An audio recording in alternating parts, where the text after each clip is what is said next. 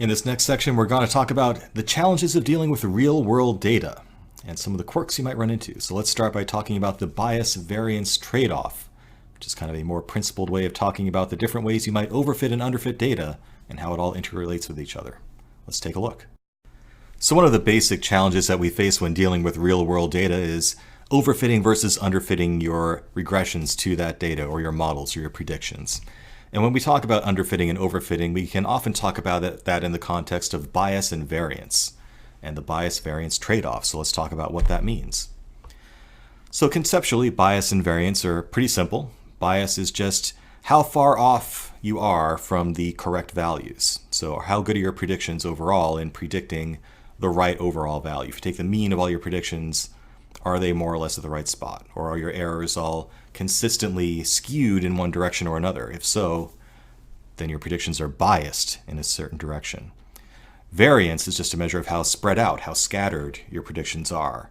So if your predictions are all over the place, then that's high variance. But if they're very tightly focused on what the correct values are, or even an incorrect value in the case of high bias, then your variance is small.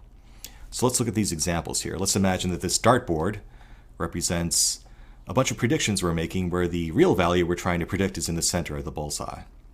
So starting in the upper left-hand corner, you can see that our points are all scattered about the center. So overall, the mean error comes out to be, pretty close to reality. Our bias is actually very low because our predictions are all around the same correct point. However, we have very high variance because these points are scattered about all over the place. So this is an example of low bias and high variance. If we move on to this one, to the upper right corner, we see here that our points are all consistently skewed from where they should be to the northwest here. So this is an example of high bias in our predictions, where they're consistently off by a certain amount. And we have low variance because they're all clustered tightly around this wrong spot, but at least they're close together. So we're being consistent in our predictions, and that's low variance. But the bias is high. So again, this is high bias, low variance. This example in the lower left corner, you can see that our predictions are scattered around the wrong mean point. So we have high bias, everything's skewed to someplace where it shouldn't be, but our variance is also high. So this is kind of the worst of both worlds here. We have high bias and high variance in this example. And finally, in a wonderful, perfect world, you would have an example like the lower right image here, where we have low bias, where everything's centered around where it should be, and low variance, where things are all clustered pretty tightly around where they should be. So in a perfect world, that's what you end up with. But in reality, you often need to choose between one and the other. So let's take a look at this example. A little bit of a different way of thinking of bias and variance here. So here we have a straight line, and you can think of that as having very low variance relative to these observations. Okay? So there's not a lot of variance in this line, low variance, but the bias, the error from each individual point is actually high. Okay? Now contrast that to this overfitted data here, where we've kind of gone out of our way to fit these observations. This line has high variance, but low bias because each individual point is pretty close to where it should be.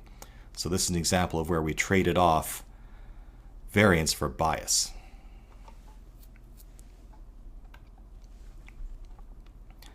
Now, at the end of the day, you're not out to just reduce bias or just reduce variance. You want to reduce error, right? That's what really matters. And it turns out you can express error as a function of bias and variance. So error is equal to bias squared plus variance.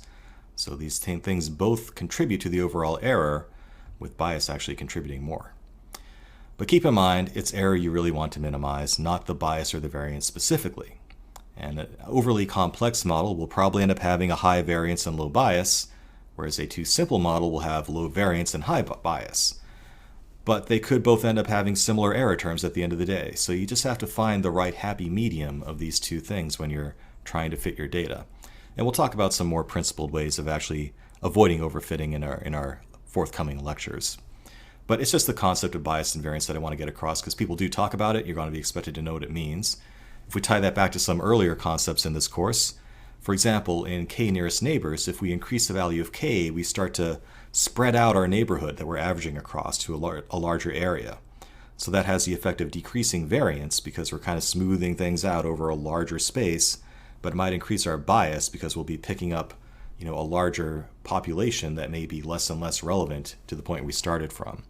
So by smoothing out k and n over a larger number of neighbors, we can decrease the variance because we're smoothing things out over more values, but we might be introducing bias because we're introducing more and more points that are less and less related to the point we started with. Decision tree is another example. So we know that a single decision tree is prone to overfitting, so that might imply that it has a high variance. But random forests seek to trade off some of that variance for bias reduction. And it does that by having multiple trees that are randomly variant and averages all of their solutions together. So kind of like when we average things out by increasing k and n, we can average out the results of a decision tree by using more than one decision tree using random forests. Similar idea. So that's the basic idea of bias variance and the bias variance trade-off. I hope it makes a little bit of sense. Let's move on. So that's bias variance trade-off. Again, there's sometimes a decision you have to make between how overall accurate your values are and how spread out or how tightly clustered they are. So that's the bias variance trade-off, and they both contribute to the overall error, which is the thing you really care about minimizing. So keep those terms in mind.